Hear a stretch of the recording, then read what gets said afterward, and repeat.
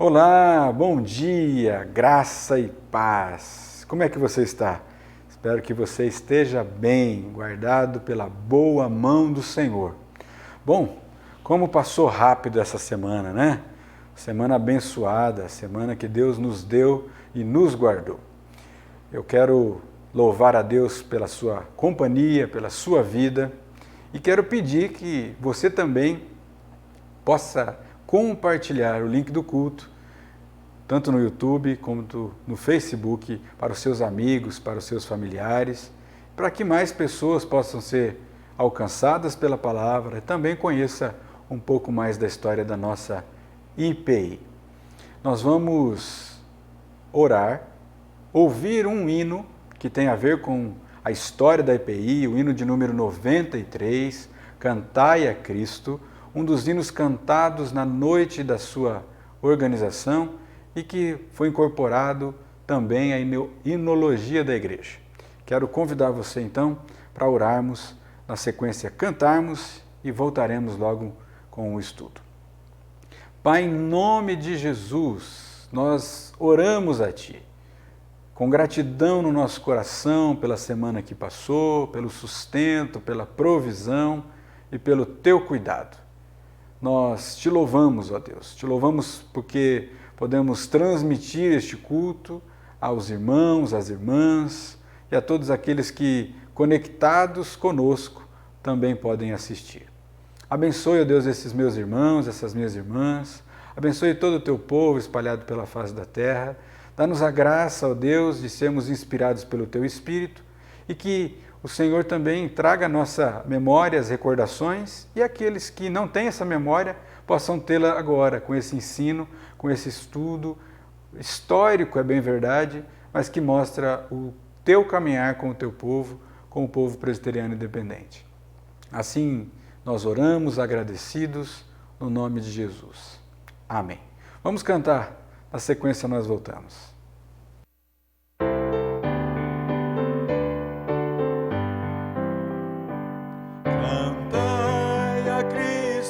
Salvador que tanto nos amou e para nossa salvação seu sangue derramou.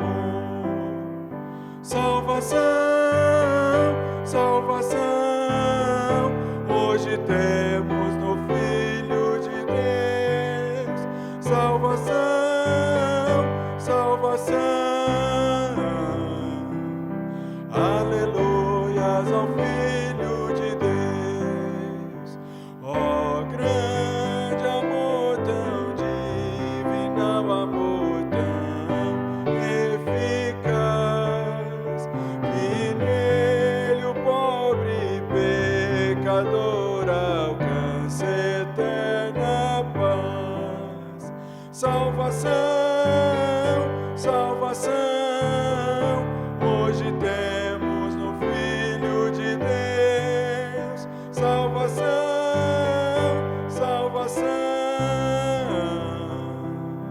aleluias ao Filho de Deus. Louvor a Cristo, bom Senhor, ó vinde publicar e dai ao mundo a conhecer o Salvador sem par.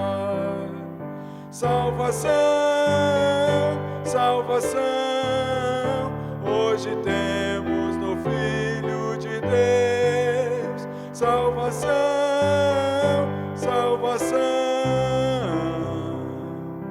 aleluias ao Filho de Deus.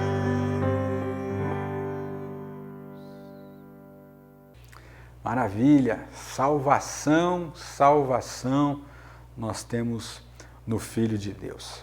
Muito bem, nós estamos nesta série de mensagens, a Igreja dos Milagres, e eu quero que você veja essa tela porque ela fala do nosso subtema deste domingo, que é o nascimento. Então, até agora nós vimos a origem, passando por vários momentos da história da igreja, não é? Nós vimos a igreja de Jerusalém, que cresceu no movimento dos apóstolos, depois a igreja dos gentios, não é? Liderada pelo apóstolo Paulo, depois a igreja que se espalhou pela face da terra, a igreja constantiniana, depois o movimento valdense, depois o movimento da Reforma Protestante, e aí, através da Reforma Protestante, e especificamente de João Calvino, não é? O Evangelho chegou a outros países da Europa e também da América, e especificamente os Estados Unidos, né? E depois dos Estados Unidos, aqui para o Brasil, chegando através dos missionários. Nós vimos todo esse movimento e nós paramos aí, onde o desenvolvimento da igreja presbiteriana trouxe um crescimento para o presbiterianismo no Brasil e depois, é o que nós veremos agora, a questão do nascimento da IPI do Brasil. Eu quero mais uma vez ler com você o texto de Hebreus, capítulo 12, verso 1 e verso 2. Vamos ler juntos? Portanto, também nós, visto que temos a rodear-nos tão grande nuvem de testemunhas, livremo-nos de todo peso e do pecado que tão firmemente se apega a nós e corramos com perseverança a carreira que nos está proposta.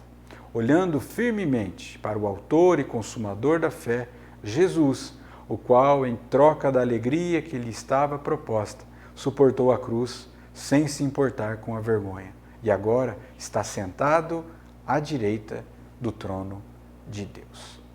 Muito bem, falamos sobre as testemunhas, não é? Então estas são testemunhas do Evangelho que chegou até nós. Então, a nossa denominação, a nossa história. Então acontece que depois da chegada de Simonton ao Brasil, o Evangelho foi crescendo, as igrejas foram sendo organizadas, havia o trabalho missionário da Igreja do Norte, o Board, que ficava em Nova York, e também a questão do Comitê, ou Comitê, que era da Igreja do Sul, que tinha sua sede em Nashville. O próprio Estados Unidos já havia divisões entre Norte e Sul por conta da escravidão, por conta da Guerra da Secessão, e aí eles também têm trabalhos divididos. Então nós temos duas frentes de trabalho no Brasil, de missionários americanos presbiterianos, e a formação de pastores nacionais, pastores brasileiros. Então, há uma época em que nós temos três frentes de trabalho. E aí, com essas frentes, nós temos aí alguns desacordos, desentendimentos entre pastores nacionais e os pastores missionários estrangeiros. E com o passar do tempo, foi se formando, né, como eu disse, um grupo de pastores brasileiros. E com isso, a complicação no presbiterianismo brasileiro aumentou muito, não é? Nem sempre os pastores nacionais estavam de acordo com as formas de trabalho dos missionários estrangeiros. Consequentemente, haviam esses três grupos diferentes no presbiterianismo do Brasil. Então, os missionários do Norte, dos Estados Unidos, os missionários do Sul e os pastores brasileiros.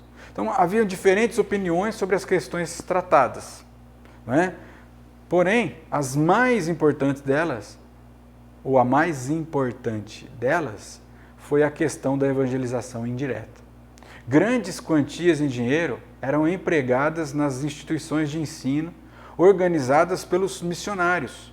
Eles alegavam que, através dessas instituições, o Evangelho estava influenciando a sociedade brasileira.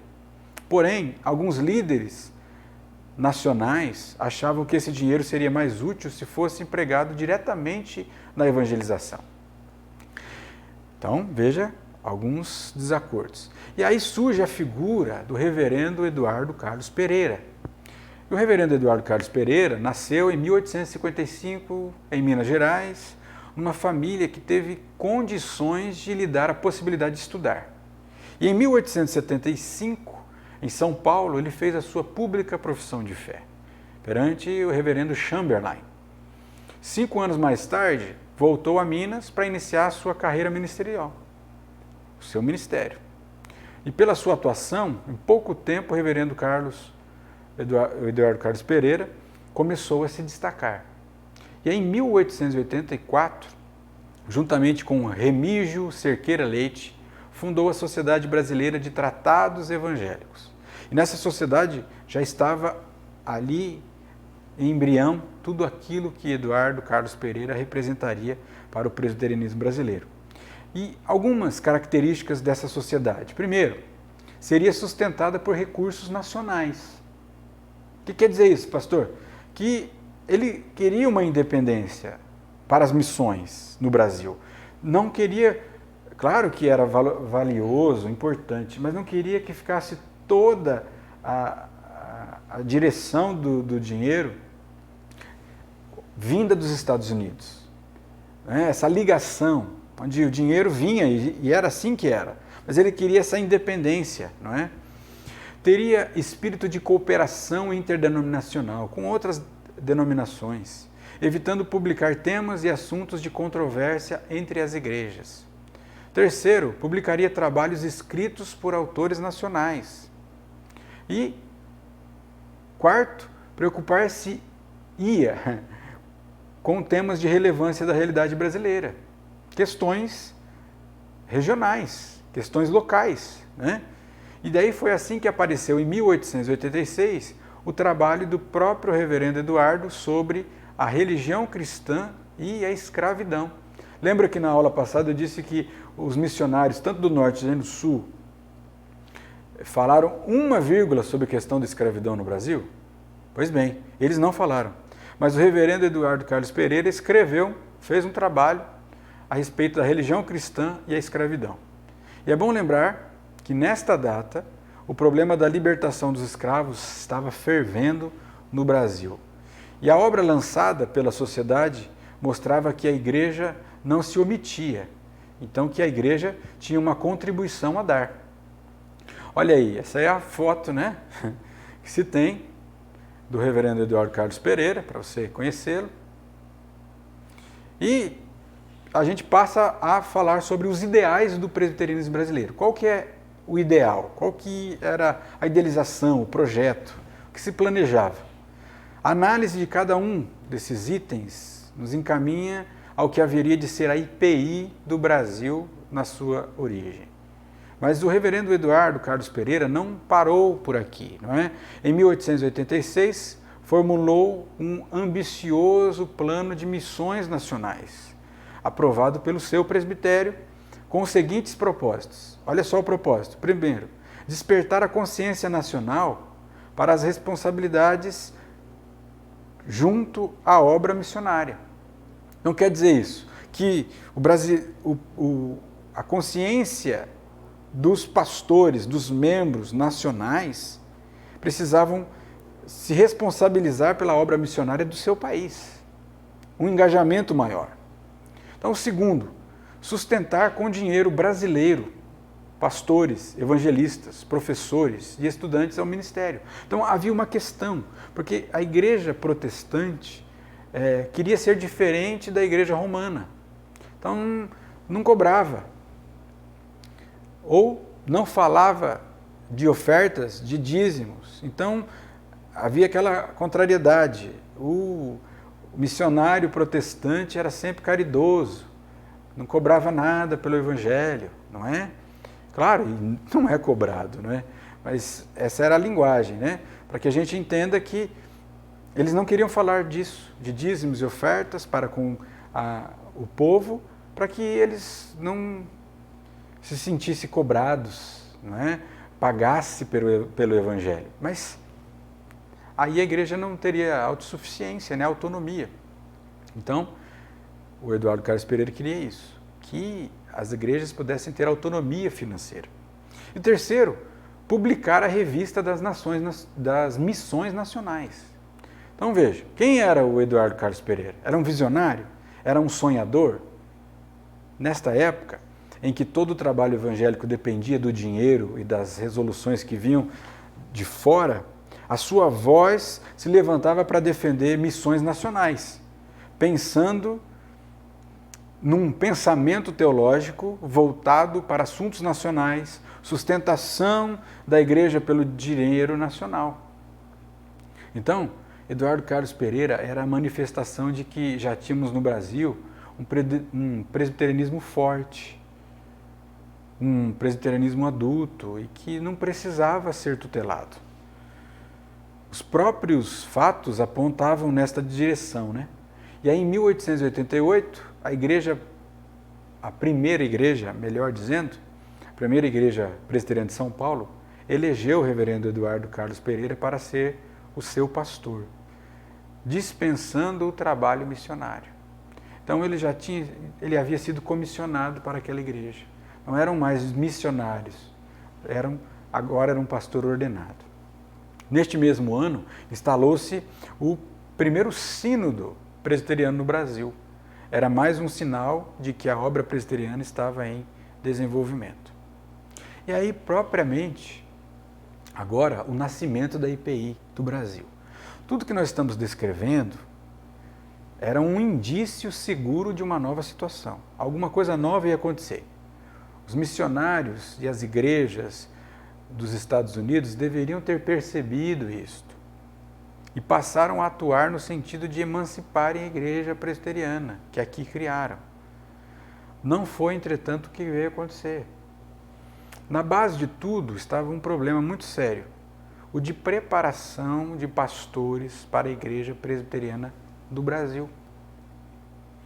Desde o primeiro sínodo, e em 1888, a questão que dividia a igreja era da criação de um seminário teológico. Os missionários do norte dos Estados Unidos queriam este seminário em São Paulo, onde já possuíam uma escola, que hoje é a atual Universidade Mackenzie.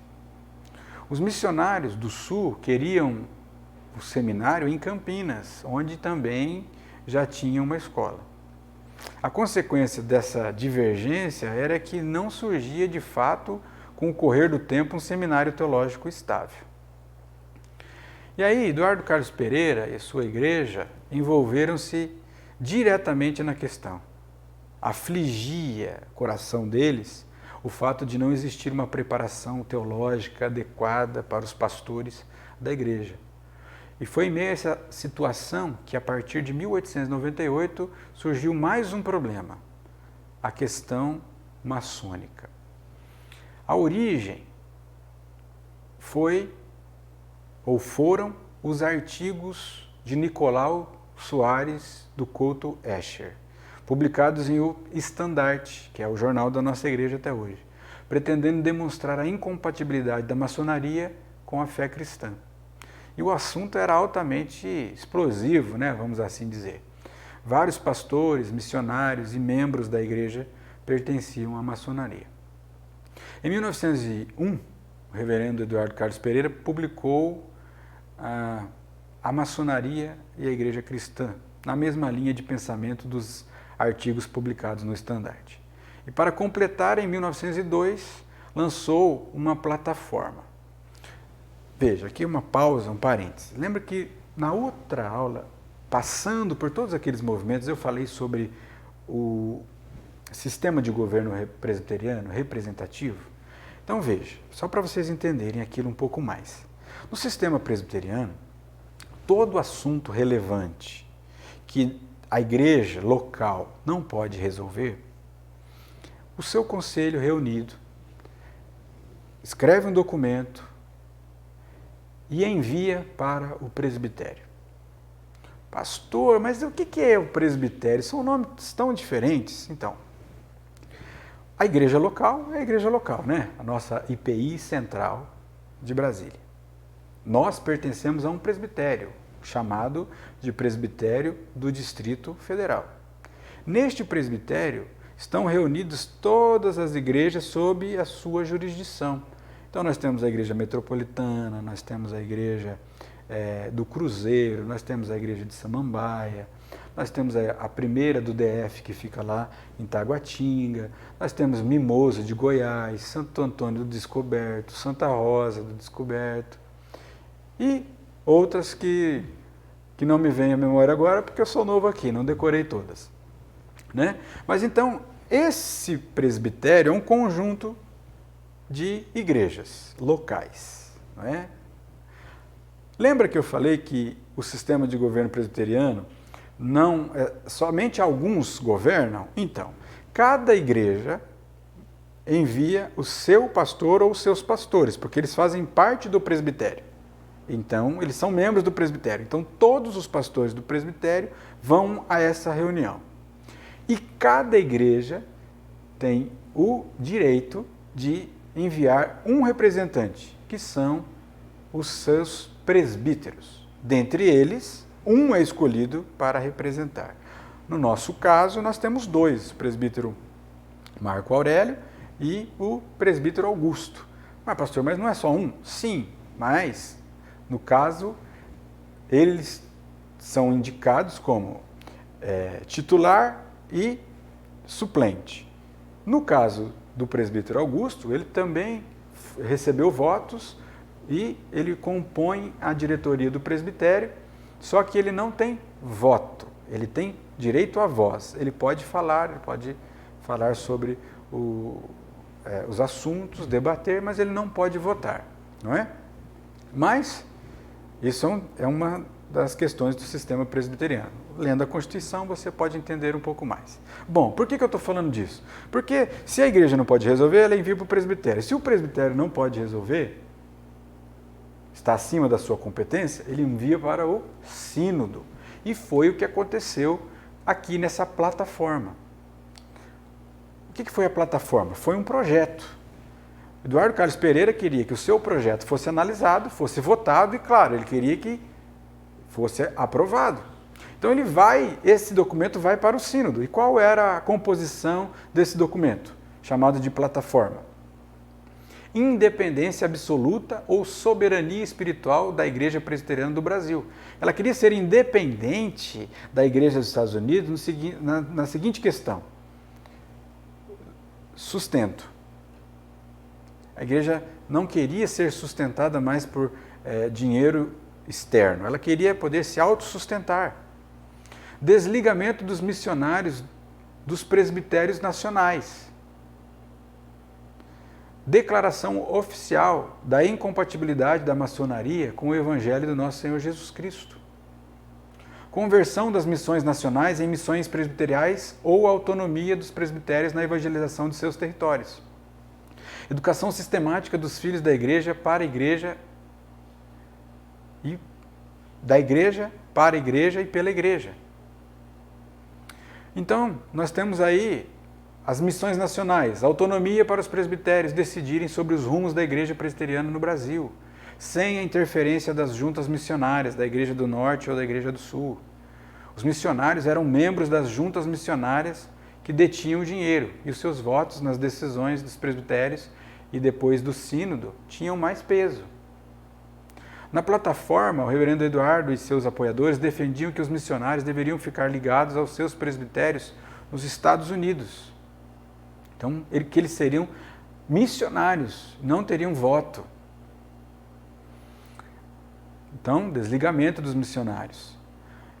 Total autonomia para a Igreja Nacional. E esse virou o ponto-chave, né? Porque muitos diziam que o reverendo Eduardo era um ingrato com os missionários. Mas, na verdade, muitos missionários já achavam que era hora de saírem do Brasil ou irem para outros lugares do país para plantar igrejas, né? A educação sistemática dos filhos da igreja. O seminário. Criação de seminário. Como as juntas missionárias atendiam aos interesses dos missionários, o projeto do seminário foi colocado em segundo plano. O projeto do seminário não saía do papel, mesmo tendo sido aprovado pelo sínodo em 1888. Os missionários queriam ficar com o Mackenzie, né, que era uma escola mista. E na plataforma, o reverendo Eduardo pedia que a igreja presbiteriana no Brasil tivesse autonomia para criar o seu seminário e os cursos anexos, preparatórios, para que os filhos da igreja fossem educados pela igreja. E aí, a declaração oficial da incompatibilidade da maçonaria com o Evangelho do nosso Senhor Jesus Cristo. E aí, então, o sínodo se reuniu em 1903 e foi para a votação, em discussão, isso e aquilo, e foi derrubado. Essa plataforma foi posta em discussão. E os dois primeiros pontos foram recusados, que era um sinal de ingratidão com os missionários. O terceiro ponto também foi recusado. A decisão do sínodo era de que a maçonaria continuava a ser permitida, proibia-se qualquer discussão em torno do assunto. E aí, o que a gente pode dizer? Que nesse ponto, a IPI nasceu por conta da plataforma do reverendo Eduardo, que era apoiada por um grande número de pastores e presbíteros, no início. E que depois, exatamente por causa da questão maçônica, deixou de ser apoiada por grande parte dos pastores nacionais. Toda a plataforma apresentada pelo reverendo Eduardo foi reprovada. E então entra por último, só por último, a questão maçônica. E aí nós temos a cisão. O sínodo votou contra a proposta, 53 contra 17.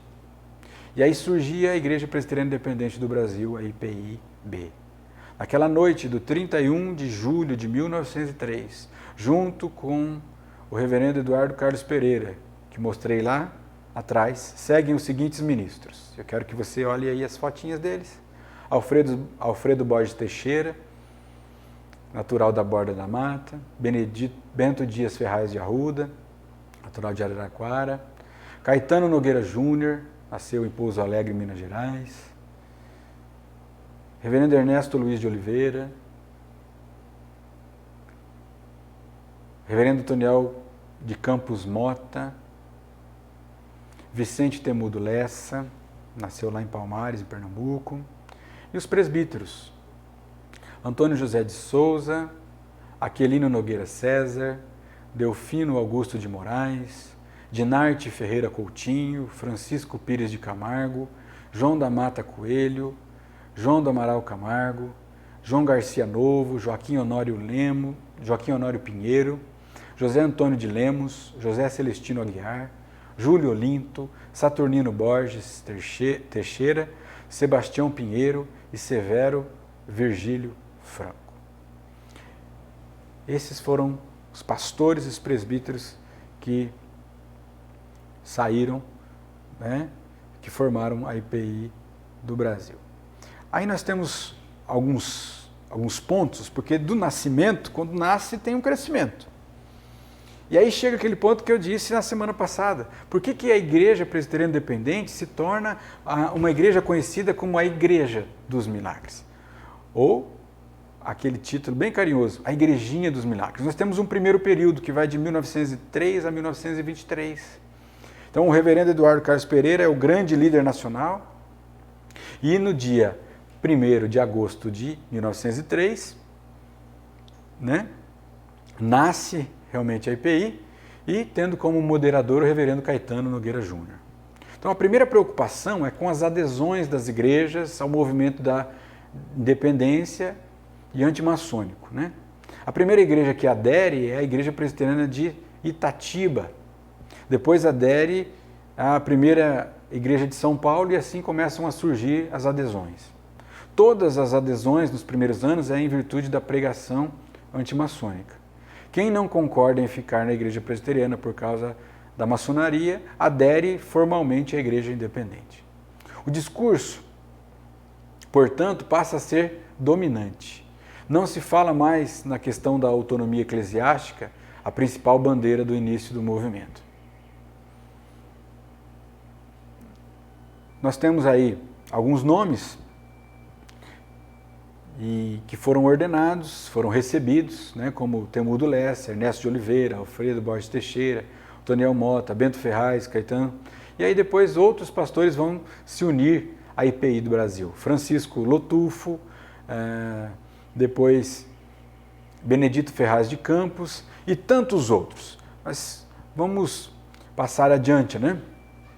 Era um grupo pequeno de pastores que não ia dar conta de um campo muito vasto, principalmente o norte e o nordeste, que passou a contar com 2 pastores, Manuel Machado e Alfredo Ferreira. Não é? Então esse período é conhecido como de grande conservadorismo na IPI. A igreja era muito mais conservadora do que a igreja presbiteriana. E mais uma vez, dado aos posicionamentos teológicos do reverendo Eduardo e do reverendo Bento Ferraz. Então, nesse período, também houve uma centralização do caixa da igreja, da tesouraria, em São Paulo. a famosa Missões Nacionais. Com o passar do tempo, esse modelo começou a ser criticado pelos líderes mais jovens da igreja, que defendiam a descentralização administrativa com as missões presbiteriais. Entre esses líderes estava o reverendo Epaminondas Melo do Amaral, ordenado em 1916. E, em 1923, o reverendo Eduardo morre vítima de um câncer linfático. Seu sucessor natural é o reverendo Bento Ferraz, também muito conservador. E aí nós temos o segundo período, que foi de maior crescimento da EPI, que vai de 1924 a 1957, e também vai ser um período agitado na igreja, que culminará com a criação do Supremo Concílio, né? Hoje chamado de Assembleia Geral, que é o concílio maior da igreja.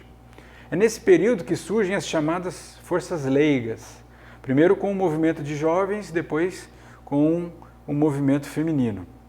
O movimento de jovens tem início com um trabalho coordenado nacionalmente pelo reverendo Eduardo Pereira de Magalhães, que é neto do reverendo Eduardo Carlos Pereira, que foi um grande entusiasta do movimento da juventude e uniu a Igreja Nacional com o trabalho de jovens, o que resultou posteriormente na fundação da UMP, União da Mocidade Presbiteriana Independente.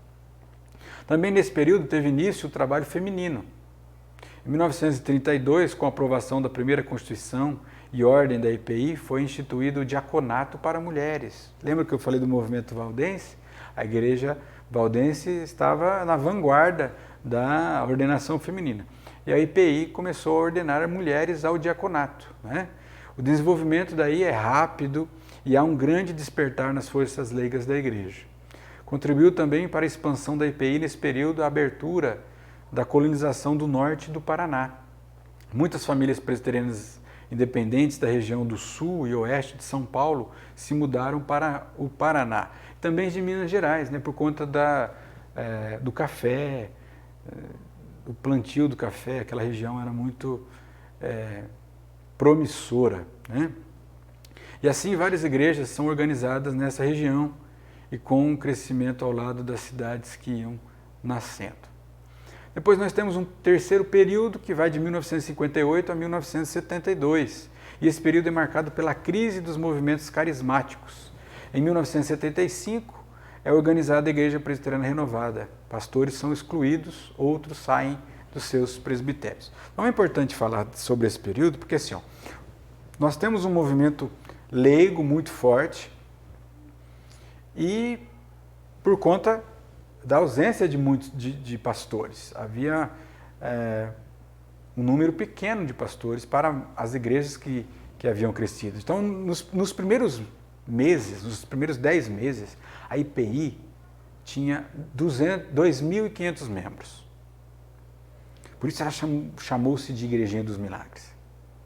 Ela, com, claro, o desafio da contribuição dos seus membros, ela começa a se sustentar, não precisando mais das ofertas vindas dos Estados Unidos, do exterior. Então ela passa a ser Igreja dos Milagres porque as pessoas não acreditavam nisso. Essa igreja não vai durar. Nem a igreja-mãe conseguia se sustentar. Ela precisava do dinheiro dos Estados Unidos, mas a Igreja Presbiteriana Independente se tornou uma igreja verdadeiramente brasileira, altamente sustentável, claro, dependente do Senhor da igreja, mas financeiramente ela se sustentava por tamanho seu crescimento. Então, como eu disse, já nos 10 primeiros meses, ela tinha 2.500 membros. E aí, por faltar a questão teológica, do ensino sistemático na igreja, os membros se tornaram presas fáceis para os movimentos carismáticos. E aí houve, então, a organização da Igreja Presbiteriana Renovada, né? Alguns pastores são excluídos e outros saem dos seus presbitérios. Aí nós temos o quarto período, que vai de 1973 a 99, e é um período de reconstrução. A primeira fase é muito centralizadora nas mãos da mesa administrativa, e em 1982, com o movimento das diretas já, há um processo de renovação dentro da IPI. E é eleito para substituir o reverendo Sete Ferraz, o reverendo Abival Pires da Silveira, de São Paulo.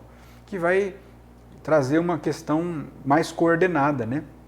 Porque assim, ó, quem vai se lembrar? Tem várias pessoas que vão se lembrar da Sociedade Auxiliadora de Senhoras, o SAS, que era um movimento feminino.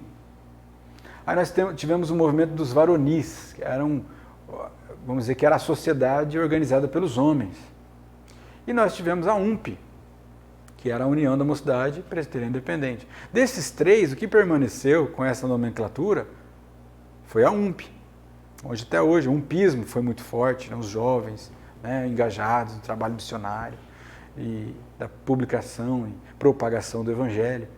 E aí, o SAS, que era a Sociedade Auxiliadora de Senhoras, e os varonis, que eram dos homens, se transformou em coordenadorias, né? E aí mais coordenado, mais o conceito de federação, né? Já com o reverendo Abival Pires da Silveira. Aí a IPI volta a crescer e investir na formação do seu quadro de obreiros. São organizados os seminários de Fortaleza e de Londrina. A igreja passa a ter um envolvimento social com as questões ligadas à missão integral e ao Pacto de Lausanne. E o ministério feminino passa a ser discutido nos presbitérios e há um grande envolvimento dos seminários para a abertura da visão teológica da igreja. Depois de muitas discussões e propostas, o ministério feminino, regente e docente, presbíteros e ministras, né? Presbíteras e ministras, é aprovado, assim como as novas ordenações litúrgicas. E a IPI, que nasceu sendo uma igreja de cunho fundamentalista, nacionalista, dá uma guinada para ser uma igreja evangelical com tendência, ora conservadora, ora liberal, né?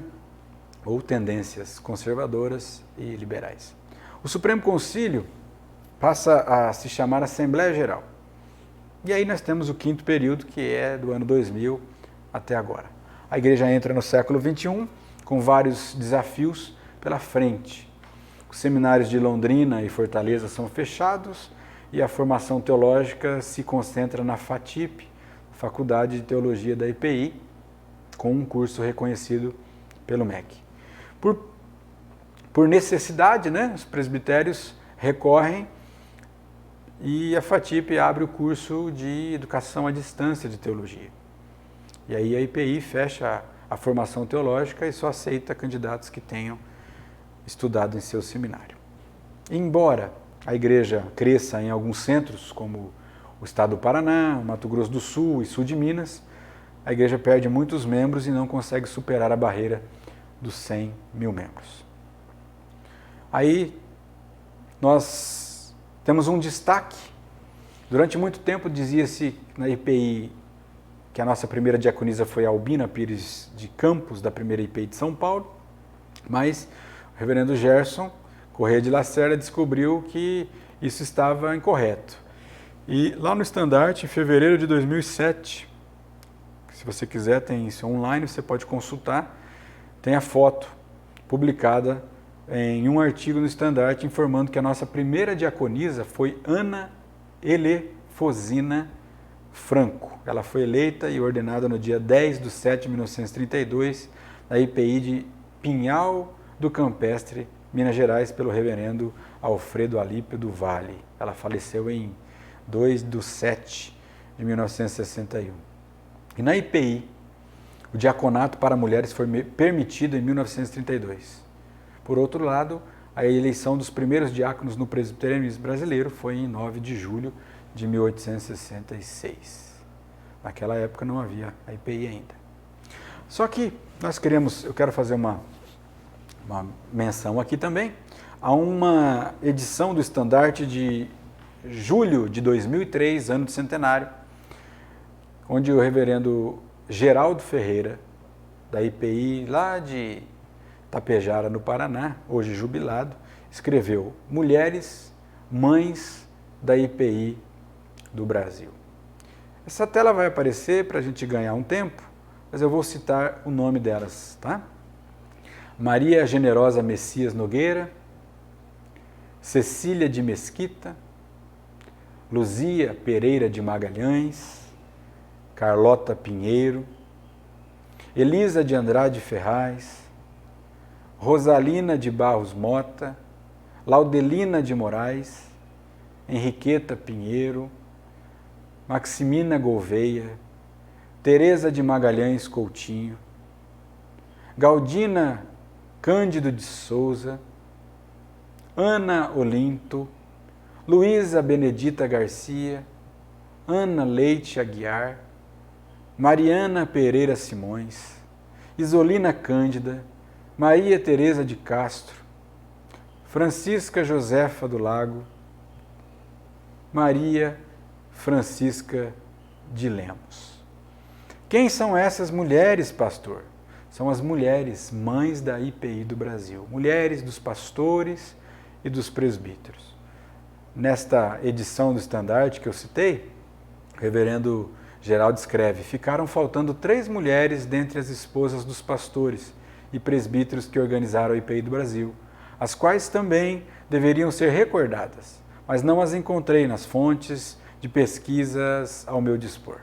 São as esposas dos presbíteros João do Amaral Camargo, Sebastião Pinheiro e Saturnino Borges Teixeira. Mas há também uma mensagem que eu quero trazer do reverendo Assir Pereira, nessa mesma edição de julho de 2003, ano do centenário, e ele escreve assim: somos conhecidos como um povo sem memória, por isso ignoramos aqueles que construíram nossa história. Quero lembrar alguns dos que edificaram tijolo a tijolo, pedra a pedra, esta bela história centenária. Minha origem ascende à primeira geração de presbiterianos independentes. Meu avô materno, José Antônio Pereira, convertido na década de 1910, tornou-se um notável presbítero. Participou das reuniões do antigo sínodo. Seu amor pela IPI levou-o a levantar em sua fazenda o templo da IPI Betânia. Ela fez seu centenário em 6 de abril último, no caso, 2003.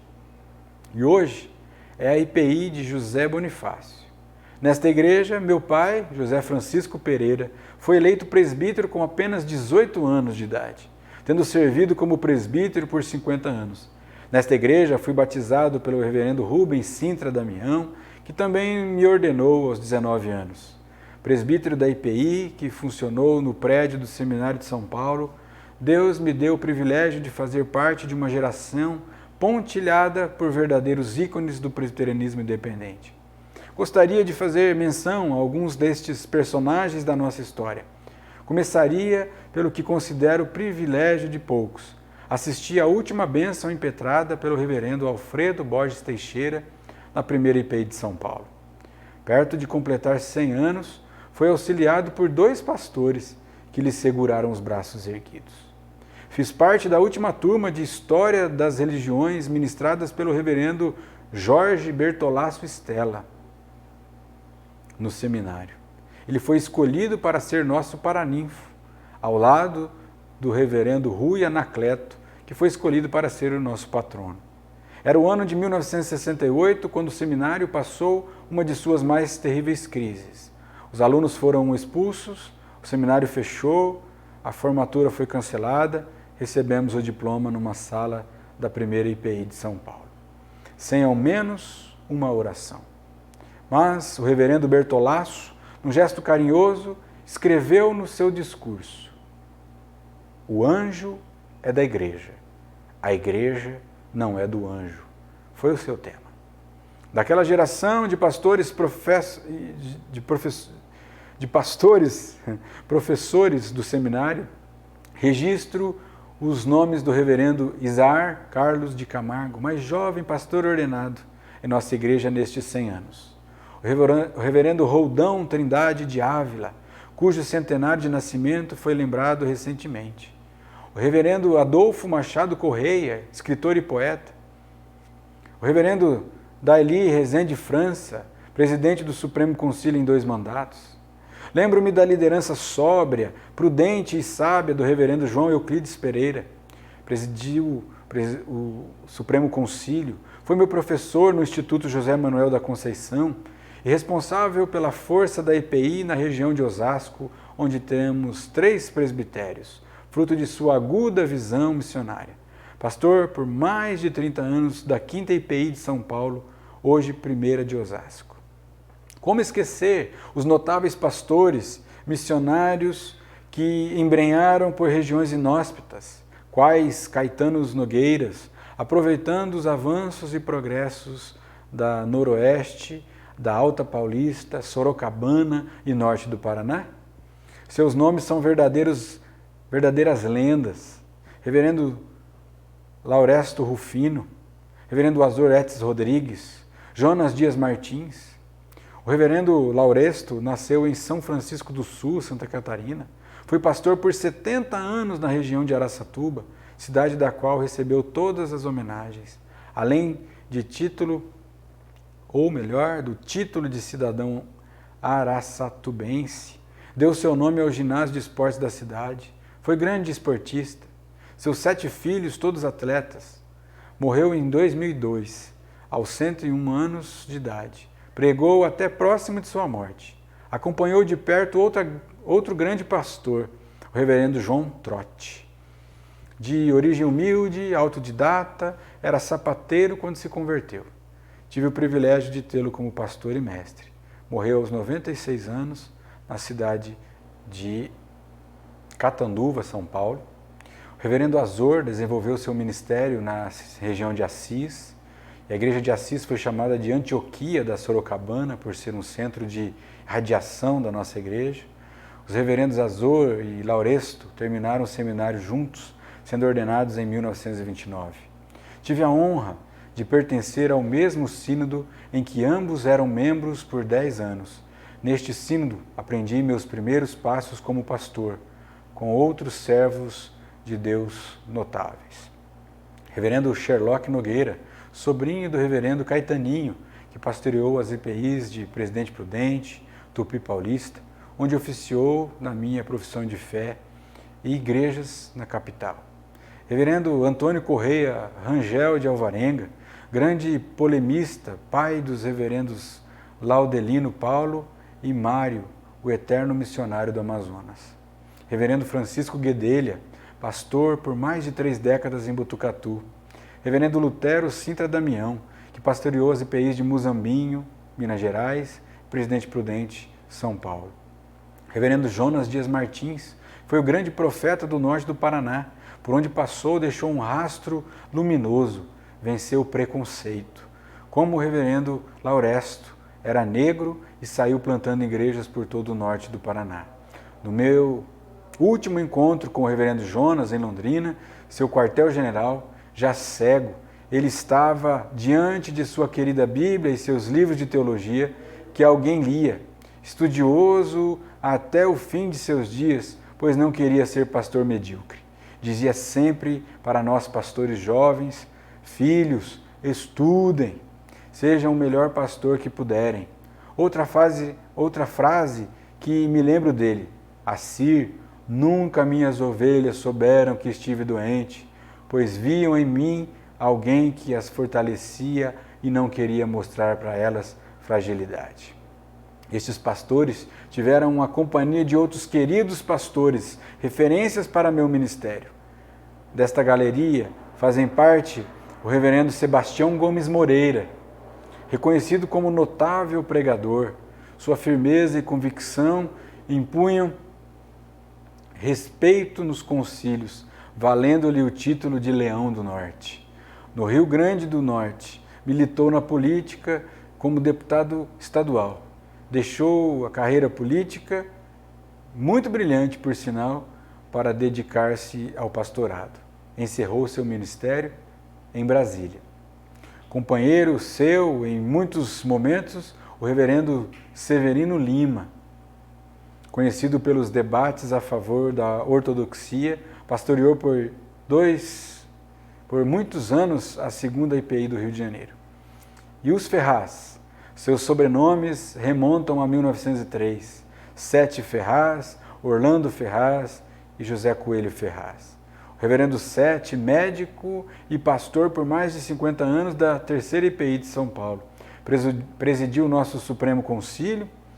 O reverendo Orlando, determinado na defesa de suas ideias, foi pastor de várias igrejas. O reverendo Coelho Ferraz, que encerrou seu ministério em Campinas, foi presidente do Supremo Concílio por 3 mandatos. É impossível pensar em missões e não lembrar do reverendo Ryoshi Iizuka. Nascido japonês, adotou nosso país como sua pátria e a IPI do Brasil como sua igreja amada e querida. Fez do Brasil Central seu campo. Estimulou e colaborou com o reverendo Silas Silveira na abertura das igrejas do Distrito Federal. Nos concílios, sempre brigou por mais verbas para as missões. Visitou e plantou igrejas em Rondônia e norte do Mato Grosso. Sonhou com uma IPI apaixonada e envolvida na evangelização de nosso país. Ao escrever a história do despertamento diaconal na IPI, 2 nomes se destacam: reverendo Adiel Tito de Figueiredo e presbítero Carlos Fernandes Franco. Eles foram arrebatados recentemente de entre nós. O reverendo Adiel teve de suspender seus estudos no seminário na década de 40 para atender solicitação do seu presbitério, juntamente com o reverendo Jonan Cruz, pastor respeitável por mais de 50 anos em Aracaju. Adiel foi para São Luís do Maranhão e só em 1968 pôde concluir o seminário. Orgulhava-se de ter feito parte da turma de 68, expulsa do seminário. Dou graças a Deus por tê-lo como meu colega de turma de ministério. Sonhador e corrigível, ousou defender com todas as forças o equilíbrio entre querigma, coinonia e diaconia, numa época em que era perigoso falar em ação e justiça social. O presbítero Carlos Franco, a quem Deus chamou no último dia 4 de julho de 2003, foi presbítero por várias décadas da primeira IPI de São Paulo. Descendente direto do presbítero Severo Virgílio Franco, fundador da IPI do Brasil, foi o grande motor da nossa Secretaria de Diaconia. Presidiu a Associação Evangélica Beneficente, fundada pelo reverendo Toniel Mota. Por muitos anos, engenheiro por formação, cafeicultor por vocação, homem piedoso, amante da leitura, como Adiel, um sonhador, mas possuído de uma capacidade de realização e de liderança incomuns. Promoveu os memoráveis congressos de diáconos e diaconisas, e por sua inspiração, dezenas de projetos sociais foram implantados. Homem de hábitos simples, optou por jamais divulgar o que fazia, preferindo ficar no anonimato para que Deus crescesse e ele fosse diminuído. Sonhou com o nosso centenário e Deus o levou no mês do centenário. As obras deste notável presbítero o seguirão. Teologia na nossa igreja tem nome: Reverendo Antônio de Godoy Sobrinho. Godoy, como era chamado nos grandes debates conciliares, Toninho, como chamávamos na intimidade.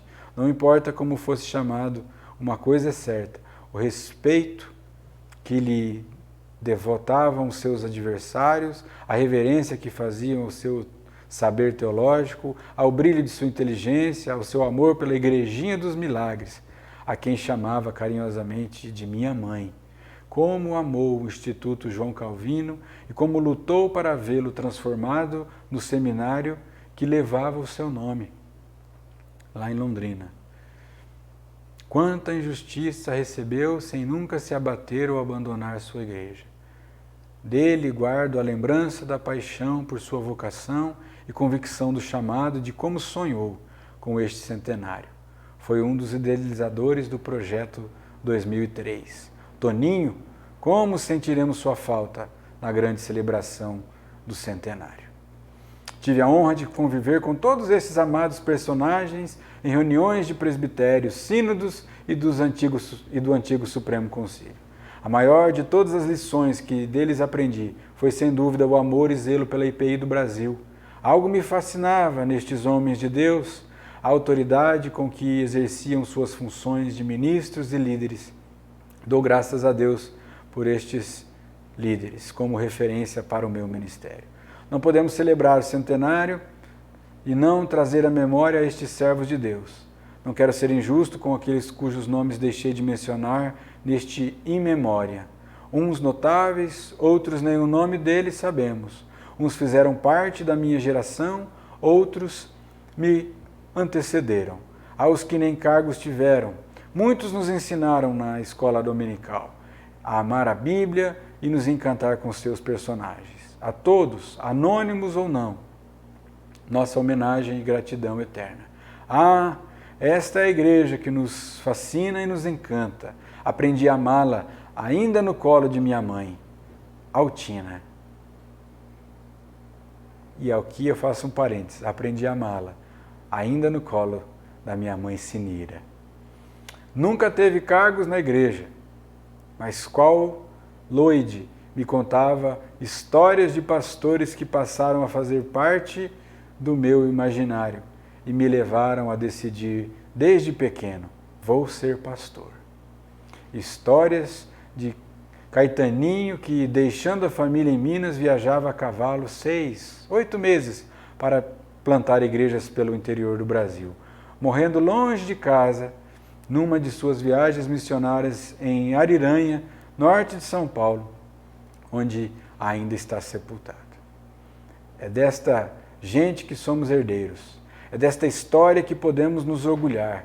É desta igreja que podemos encher a boca e dizer como Agostinho, Calvino, Toninho. Ela é a nossa mãe. Só-lhe deu glória. Aleluia. Glória a Deus. Vai passar uma bibliografia para você aí, para você que quer estudar mais um pouquinho da história da nossa igreja. Mas nós queremos terminar, eu sei que já está passando do horário um pouquinho. Mas estes nomes, essas citações, essa história, tem a ver com homens e mulheres que foram testemunhas do Evangelho de Jesus. Cabe a nós agora, sermos essas testemunhas, irmãos. Falar do amor de Jesus, nos levantarmos para proclamarmos o nome daquele que está acima de todo nome, Jesus Cristo, Senhor da igreja. Ele é o nosso Senhor. Eu quero terminar esse estudo. Sei que foi longo, me perdoe por isso. Mas precisava fechar esse ciclo para a gente poder, num próximo encontro, falar um pouco mais sobre a nossa igreja. E eu conto com a sua participação, com a sua presença e a sua companhia. Mas nós vamos orar.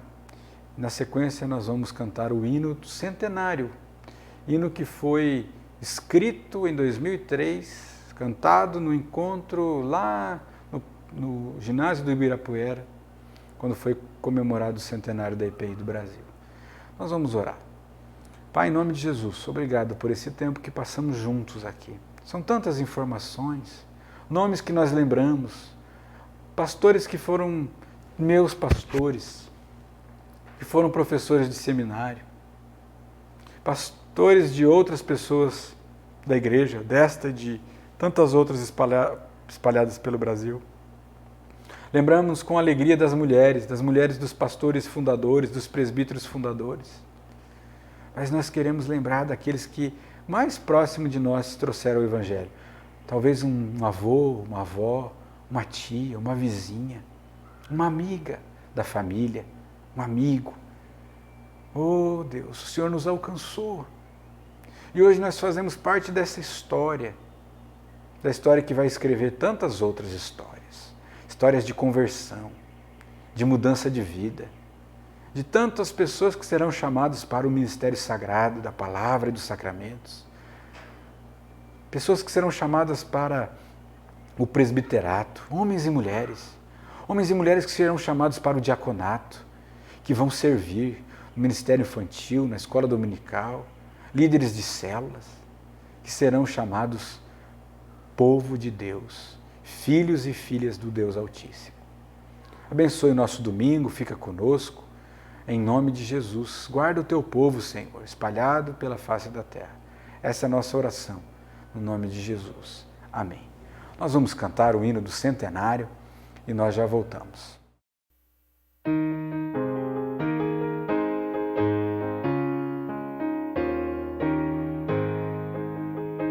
Grandes vultos passado, pela fé puderam ver que um pequeno grão lançado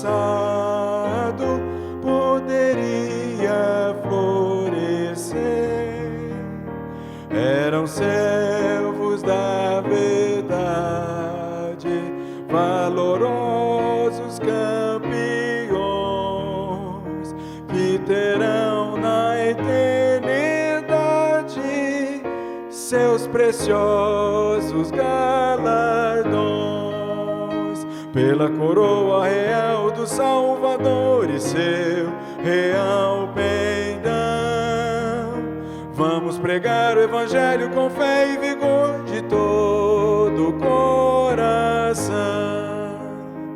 Solo fértil nos é dado, bênção da divina mão, para nele ser plantado, no Evangelho tem o grão, desde o sul até o norte, na seara do Brasil. A semente é boa e forte, já bom fruto produziu. Pela coroa real do Salvador e seu real pendão, vamos pregar o Evangelho com fé e vigor de todo o coração.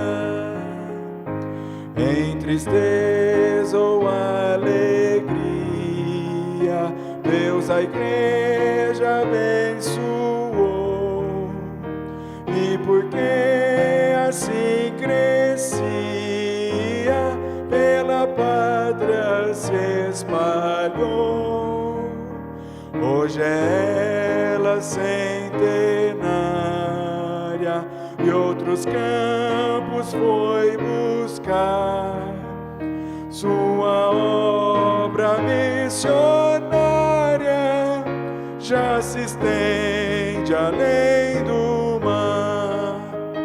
Pela coroa real do Salvador e seu real pendão, vamos pregar o Evangelho com fé e vigor de todo o coração.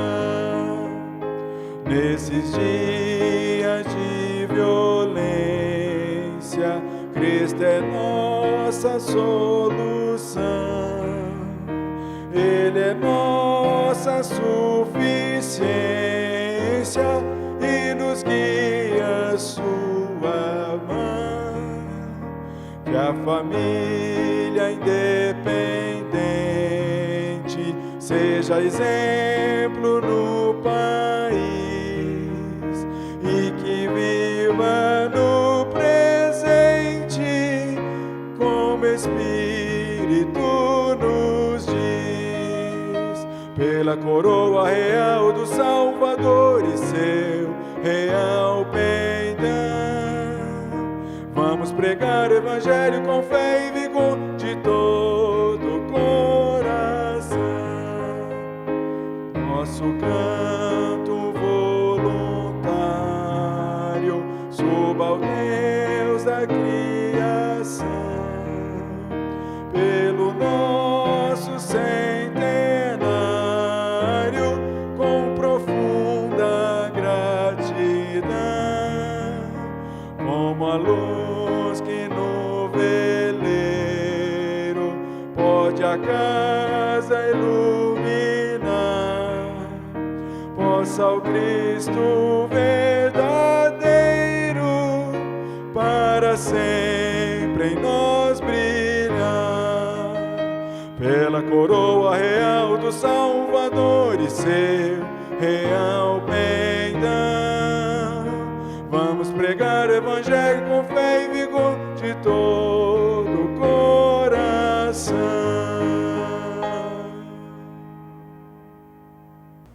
Amém, irmãos. Lindo o hino do centenário. Espero que você tenha cantado junto, né? Aprendido a letra. Ele já não é muito mais cantado, né? Depois de 18 anos do centenário, nós cantamos aí novamente o hino do centenário. Então, nós queremos encerrar por aqui, desejar a você um ótimo domingo na presença do Senhor, convidar você a participar do culto à noite e também do nosso próximo estudo, onde nós vamos encerrar essa série, A Igreja dos Milagres. Ok? Fiquem todos com Deus, Deus abençoe, um bom domingo, tchau!